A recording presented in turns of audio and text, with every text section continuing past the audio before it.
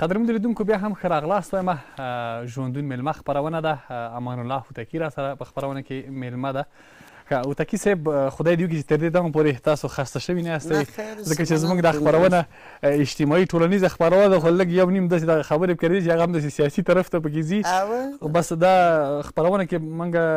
نه غواړو چې سیاسي بحث وکړو یا سیاسي خبرې پکې وکړو. هوتکي صاحب د انسان په زړه کې ډېر ارمانونه وي، ډېر فکرونه. ستا په زړه کې داسې کوم ارمانونه دي چې اوس هم هغه ته تلاش کوې چې پوره یې کړې؟ ولا دا خبرې خو ټوله په یوټیوب کې او په نورو چینلو کې پاته کېږي، پس له مرګه به مې ویلی شي.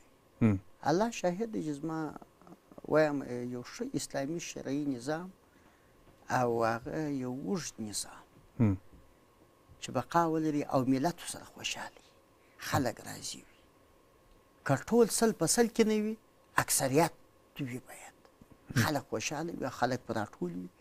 او یو ودان جوړ افغانستان ووینم. دغه مې هغه ارمان دی چې د دې دپاره مبارزه م کوم، د دې دپاره هلې ځلې م کوم. دا مې ارمان دی. کنې دا خبره ډېره تکراري سوې هم ده. مرګن ما تا ته وویل الله زما په وجود خبر دی چې زما ارمان هم دغه شی بس. بلکل. هوتکي صاحب که یوه ورځ د افغانستان پاچا سي د یوې ورځې دپاره درته ووایي چې نن سهار ستا پاچاهي شروع کېږي، سبا سهار 8 بجې ختمېږي، نو ته به لومړی کار لومړی قدم به دې څه وي چې کوې؟ ولا دا خو داسې لکه سړی چې خوب ویني، ته خو اوس پر ما خوبونه راوړي. صحیح دی که نه؟ که ته داسې وکړې څه به کوې، که ته داسې وکړې څه به کوې. کوښښ به وکړو د یووالي دپاره، کوښښ به وکړو خپل د لومړی کار چې مثلا تا ته پاچاهي وسپارل شي، لومړی کار به څه کوې؟ لومړی کار به زه اول پر تعلیم کوم. تعلیم موږ که ټولنه اګاه ولرو، موږ که خپله خلک اګاه ولرو، دا به مې اولنی فرمان چې زه ورته وایم چې ته دا نور فرمانونه یې پله شاته کېده ده. که موږ دا ټولنه اګاه شي، تعلیم یافته شي، باسواده شي او دغه د اګاهي یا د پوهې یا د معلوماتو کچه یې جګه شي، بیا موږ د دغه شیانو نه ښکار کېږو. خیر خیریت وي، په موږ کې به ښه سړی معلوم وي، په موږ کې به بد سړی معلوم وي، په موږ کې به غلط رهبره معلوم وي، په موږ کې به ښه رهبره معلوم وي. موږ ته چې ولیده په دا 25 کاله او 40 کاله په دا عمر کې چې تېر شوله، موږ خو تقریبا دا 25 کاله کېږي چې په دې سره سرکار دی چې ومو لیدل بیکار د رهبر په نامه خلک به وو. بلکې خلک به دوام وتله، ورته کښېناسته چکچک به ورته کولې، چاره نه وه، مجبوریت و. نو که ټولنه اګاه شي، بس به زموږ دغه شی وي چې احمد محمود و دا ګرده شیان به سره تنها کېږي او موږ به ډېر وسایي او زموږ خلک به وسایي انشاءالله، بیا به دا مشکل ونه لرو. نو زما به اول دا وي چې باید تعلیم وکړو. بلکل ښه خبره ده. هوتکي صاحب مخکې د ولایتي شورا وکیل تېر شوی دی، فکر کوم د کرزي صاحب په دوره کې بله رئیس شورا رئیس شورای ولایتي د روزګان ولایت وایي.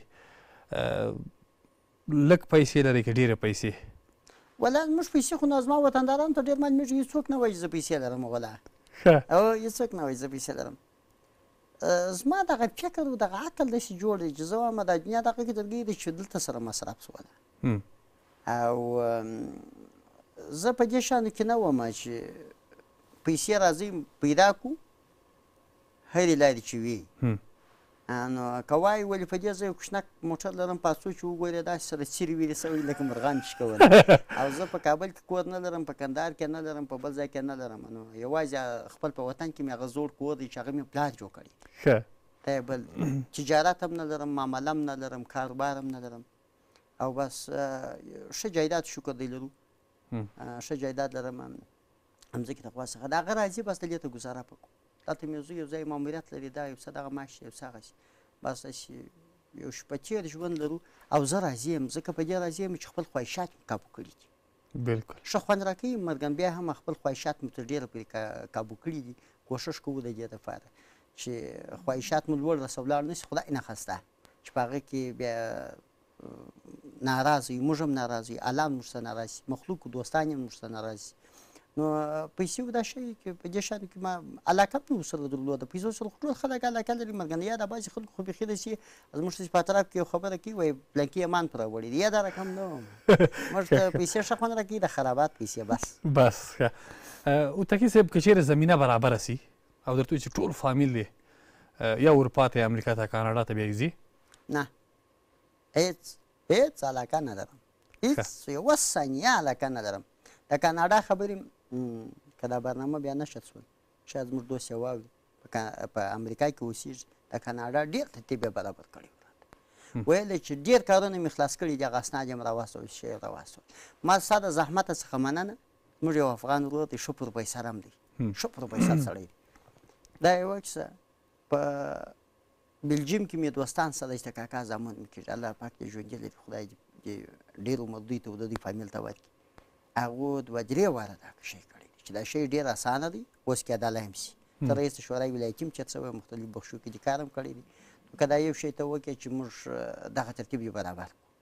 او ما ته ډېر وسا دی حساب دوه درې واره یې د ټینګ سات کړی نو سړي د کاکا زوی وایي ټینګ سات وایي د هغې او بل یو دوست یې چې تا ته ووایي چې اشان ورکې مو سره شته نو ته وایي چې ما دې دغونې کار خلاص کړی دی الله شاید دی زه علاقه نه لرم د دې سره زه د خپل په وطن کې پاته سم خپل د خلکو سره پاته سم په دغه ټولنه کې پاته سم ما ته ښه خوند راکوي ښه مننه هوتکي صاحب موږ د پای برخه کې البته د ستاسو د فیسبوک د صفحې ځینې پوسټونه او کومنټونه راخیستي دي هغه به هم وګورو نو تخنیکي همکاران ورځو دغه د هوتکي صاحب پر فیسبوک پاڼه باندې چې کوم پوسټونه سوي دي د وایي هغه ګورو کومنټونه او دوی چې کوم پوسټونه کړي دي هوتکي صاحب دلته تاسو یو پوسټ کړی وای نن په کابل کې د مرحوم علامه فیضاني مرکزي دفتر کې د فرهنګي کمیټې مسؤلینو لخوا کنه بازخت ډالۍ ونازول شوم کنه بیا یو چا کومنټ کړی وایي کور ودان چې تاسو یې نازولی یاستئ هوتکي صاحب تودو خبرو کې اوس نه معلومیږي چې څه خبره ده باشه علامه فیضاني د زما فکر اصلي د کندهار دی اوسېدلی په هرات کې دی هرات کې دی بلې وکړې نو ډېر د ښه په شرعي و اسلامي و دغسې یعنې شیان یې راخیستي دي ډېر داسې ما یې غونډې ته هم زه غوښتی وم سږ کال ورغلم یو لږ خبرې مې پکښې وکړې نور ډېر ښه مشران راغلي وو نو دغه صوفي صاحب دی دا سپین ږیری سړی دا د مزار دی دغه و او د دوی دغه دې خواته په څنګ چې دا بل ولاړ نور ملګري و همکاران یې وه نو دوی بیا یو دغه جوړه کړې وه د مزارې څخه یو دانه دغه چپنه راته راوړې وه بل یې ډېره چپنه یې راوړې وه نو ما چې وویل چې هېڅ شی بل نه کوو مطلق د دغه دپاره چې خدای پاک تا ته خیر درکړي تا د ملت غږ پورته کوې ته د ملت اواز پورته کوې د ولس اواز پورته کوې په دې باندې او د دې دپاره هم نه کوو خدای نخواسته چې موږ ووایو چې په حکومت پسې یو څه ووایه یا دغسې اجتماعي ژوند لري اجتماعي د الله دپاره د الله دپاره کې هر څه یې کوې نو موږ هم د الله دپاره ستا سره په دغه څه کومک دغه یو چا چې کومنټ کړی چې ولې نه کښېنې یو شی و زه د امر بالمعروف سو استخبارات سوله نظامي محکمه سوه یو رقم مایوسه سولم باره ولا یعنې هغوی درته د اسلامي امارات مسؤلینو لخوا و د ټلویزیون و د راډیوګان د دې شیانو خو نه دي راته ویلي چې بند یو رقم مایوسه شي سړی باره یو رقم حساب شي چې اوس دا داسې معنا لري لکه زه چې ستا دپاره ځیګر کاږم زه ستا دپاره زحمت کاږم مګر بل وخت چې بیا ورته وګورې وروره بس په دې کښې باندې تا زه را ټینګ کړی یم زه هم ته زه شل ستا دپاره وایم نو ستا دپاره وایم یوه به نو خود ستا پسې هم وایم نو دا خو زما د دې معنا نه لري نو زه چې تا ته وایم وایي دوست به دې وژړئ دښمن به دې وخندئ ما درته وویله که د ټلیفون شمارې که د واتساپ شمارې که زموږ نور معلومات چې په هغه څه رقم چې ستاسې کېږي ټکنالوژي څخه کار اخلئ د استخباراتي چینلو څخه کار اخلئ د هغسې څخه کار اخلئ یو کار خو ځینې واخلئ نو دا چې زه هلته دا څه هلته سل شي خدای دې خیر وکړي امر بالمعروف ماجد صاحب نور ملګري وو ډېر ښه په ښه توګه د خبرې سره وکړې او استخباراتو کې ډېر ښه په ښه توګه خبرې سره وکړې خدای دې وزونه ورکړي ډېر ښه حساب کېږي نظامي محکمې چې وغوښتم محکمه کې زه نه په دې باندې خو ما ته یو اول دا نه معلومېږي چې نظامي محکمه موږ دغه خلک هم غواړي دې ته مو څه وایي که نه وایي زه ما ته خو دا اصول یې چندانې نه معلومېده موږ خو ته چې ما خبرې موږ خو په وزارت اطلاعات فرهنګ پسې او یا په دغه پسې استخباراتو یو ریاست دی په دې پسې هغه د شان کنټرولوي او دا داسې نه چې یوازې په افغانستان په دنیا کې دغه شته په هغو کې حساب کېږي نو نظامي محکمې چې وغوښتم هلته چې زه وتلم په دا لارې چې روان وم خدای شاید دی چې زه هلته وتلم داسې خوشحاله وم چې زه ښه دی نو نظامي محکمه ده نو ما له مار وي هغه مار وي داسې نه دی یو شی دی نو بل شیخ ما نه دی کړی خامخا به یو کلیپ وي زه خبر هم نه وم چې څنګه کلیپ دی کیسه هلته چې ورغلم خدای دې خیر ورکړي ښه ملایان دي ښه خلک وو کیسه مګر بیا هم د باندې سړی راوځي باره یو رقم کې نه یو رقم ځان د په تشویش کې باره مې دا فکر وکړي چې ورک یې که سړی ولاړ شه کور ته کښېنه ورته تېر شه له دې بحث هېڅ په در نه خوري کیسه کوي. ولې په دې ما خو د محکمې په اړه ما ملایانو صاحبانو څخه هم نصیحت اورېدلی و چې قاضیان صاحبان څنګه سلوک کوي. ما خو یو خو دا محکمې دي چې عریضه ده، په عریضه ده قاضي وایي شاته ولاړ شه، شاته مخ ته راسه. دا خو تنها خبره ده. یو داسې دی چې بعضې په دغه سیاسي مسایلو کې راغواړي. نو ما په دې کې د ملایانو صاحبانو څه مې اورېدلي وه، د ناستې پاستې د خلکو څخه مې اورېدلي وه، د اسلامي تاریخ مې هم کتلی و، دغه اسلامي معلوماتو کې مې ډېر کوښښ کړی و چې ځان ستړی کړم راستړی کړم. دا چې سوله اول ته چې زه ورغلم کیسه سولم چې کښېناستم دا خبرې چې مې ولیدلې کیسه مې د باندې چې راووتم یو رقم مایوسه شوم. بارنګ پټو پر سر واچوې هغه موټروان ته مې وویل بس ما موټر در وله بلا کور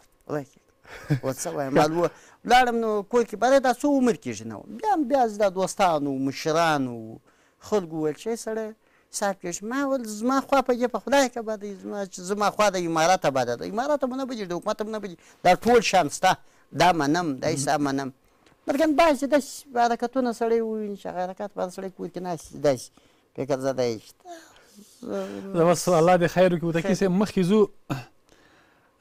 ستاسو دلته یو بل پوسټ مې کړی و بیا ځینې ملګرو ورته هغه کړي دي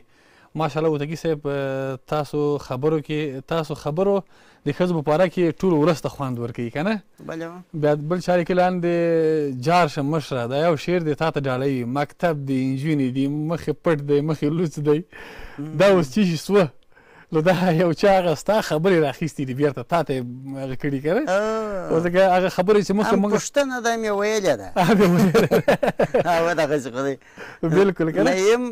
نادان په نامه دی نه او بلکل نه یم نادان همدا خبره کړې ده خیر وشي هغه دلته یو بل کلیپ هم و نه چې موږ ویله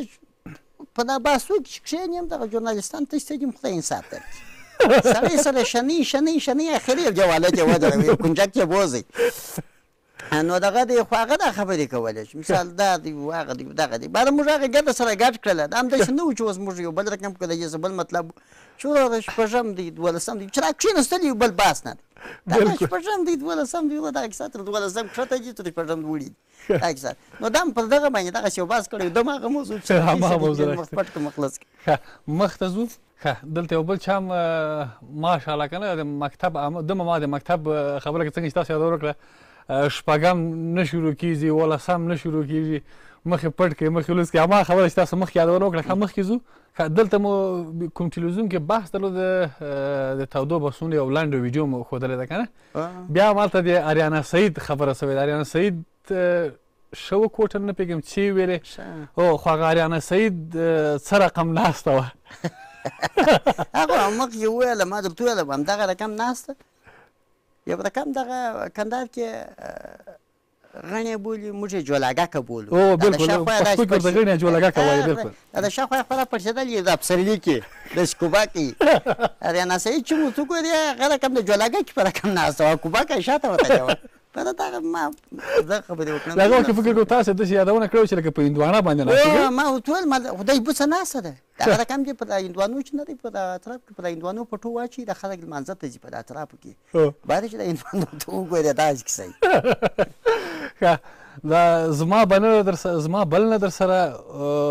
منلې وایي که نه یو چا بلنه درته کړې خو نه منلې ځکه چې ستاسو فیسبوک کې ملګري زیات دي ملګري بیخي پوره دي 900 دي 901 دي که څو ریکوسټونه راغلي دي څو چیش راغلي دي موږ هم داسې فیسبوک د خوا څخه هم زه داسې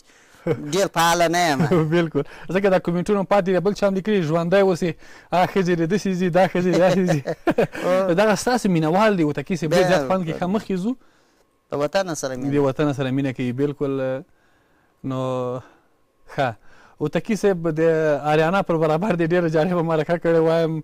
ایله د خوند په کړی که نه هغه ستاسو په ژبه یې لیکلي بیخي په پوهېږې که نه په هفته کې یوه دغسې انتیکه کوه چې ټوله هفته مو ساعت تېر وي نو ډېر جالب ځوانان دي ښه مخ ته ځو دا وختونه دي چې خپل او پردی در پېژني که نه دلته بیا مګر دا د ښځو سوژه مو په نړیواله سطحه ښه مشهوره سوه دا لیدونکو د وتکي صاحب فیسبوک باندې ته موږ تللي ده د دوستانو کومنټونه دي لکه څنګه چې دا ملګري لیکلي دي وایي د مګر د ښځو سوجمه په نړیواله سطحه ښه مشهوره شوه ښه مخ ته به ورځو هغه د په سخته ورځ په کار راځي ښه